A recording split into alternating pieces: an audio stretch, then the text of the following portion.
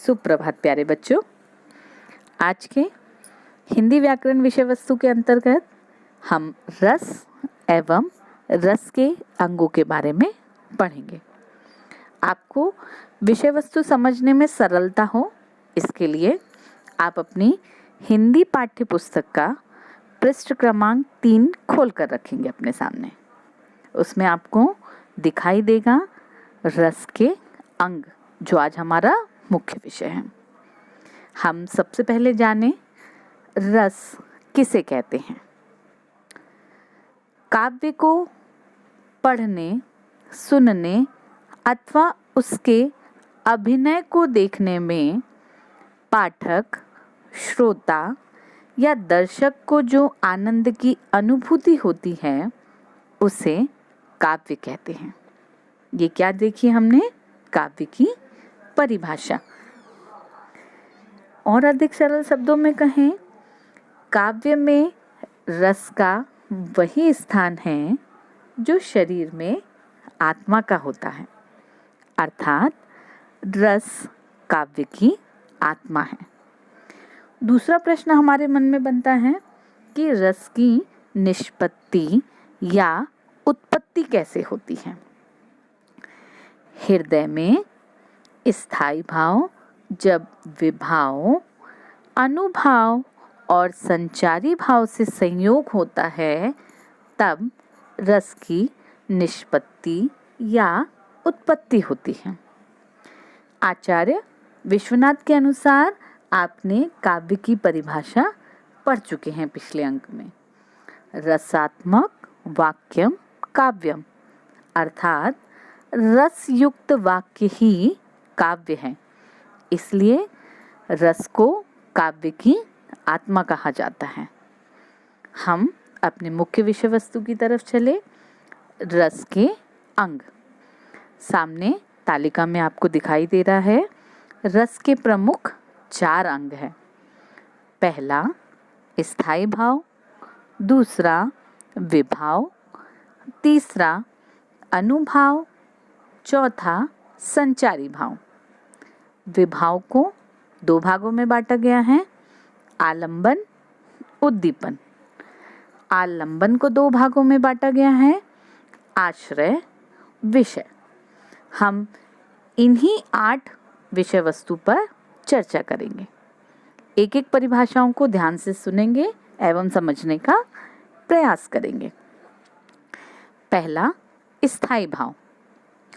स्थायी भाव सहृदय के हृदय में सुप्त अवस्था में रहते हैं एवं उचित अवसर प्राप्त करते हुए जागृत या पुष्ट होकर रस में परिणत हो जाते हैं। उसे हम क्या कहते हैं, स्थायी भाव। इनकी संख्या कितनी बताई गई है, 11। विभाव।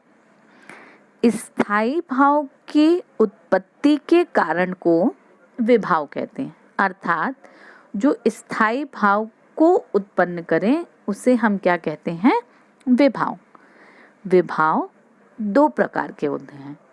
पहला आलंबन विभाव, दूसरा उद्दीपन विभाव। अब हम देखें आलंबन विभाव किसे कहते हैं। वह कारण जिस पर भाव अवलंबित रहता है, अर्थात जिस व्यक्ति या वस्तु के प्रति हृदय में स्थायी भाव उत्पन्न होता है उसे हम आलंबन कहते हैं। अर्थात जिस व्यक्ति या वस्तु के कारण वो भाव उत्पन्न होगा उसे हम आलंबन विभाव कहते हैं।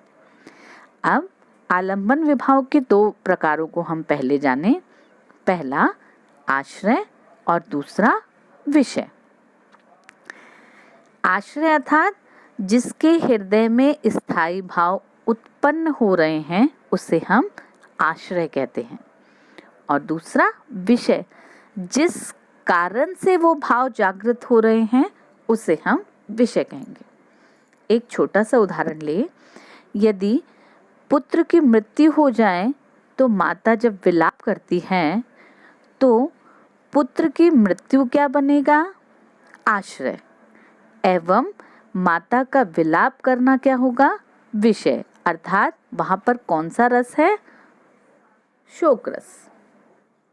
क्योंकि यहाँ पर करुण रस के से स्थायी भाव शोक उत्पन्न होगा, तो वो माता क्या कर रही हैं? विलाप कर रही हैं। तो यहाँ पर आश्रय क्या बना? पुत्र की मृत्यु। और विषय क्या बना? करुण रस जिसका स्थायी भाव शोक। इसी में हम विभाव के दूसरे प्रकार की तरफ चलें, उद्दीपन। सरल शब्दों में यदि हम कहें, उद्दीपन अर्थात बढ़ाने वाला। स्थायी भाव को उद्दीप्त करने वाले विभाव को उद्दीपन विभाव कहा जाता है, जो विभाव को बढ़ाता है। आगे हम चलें, अनुभाव।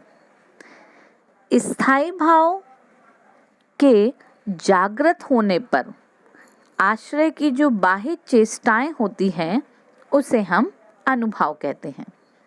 छोटे से उदाहरण के द्वारा देखें, यदि हम कुछ चुटकुला या कोई हास्य संगत बात सुनते हैं तो हमारी क्रियाएं कैसी होती हैं? हमारे चेहरे पर मुस्कुराहट आती है, हम खिलखिलाकर हंसने लगते हैं। तो ये सब क्या है? हास्य रस में जो हास्य स्थायी भाव उत्पन्न होता है उसके द्वारा हम जो चेष्टाएं करते हैं इसे हम क्या कहते हैं? अनुभाव। आखिरी है आपका संचारी भाव, इसे हम व्यभिचारी भाव भी कहते हैं। आश्रय के मन में उठने वाले जो मनोविकार होते हैं उसे हम संचारी भाव या व्यभिचारी भाव कहते हैं, अर्थात जो समय समय पर उत्पन्न होते हैं एवं उसके पश्चात शांत हो जाते हैं। आशा करती हूँ आपको रस के चारों अंग समझ आए होंगे। धन्यवाद।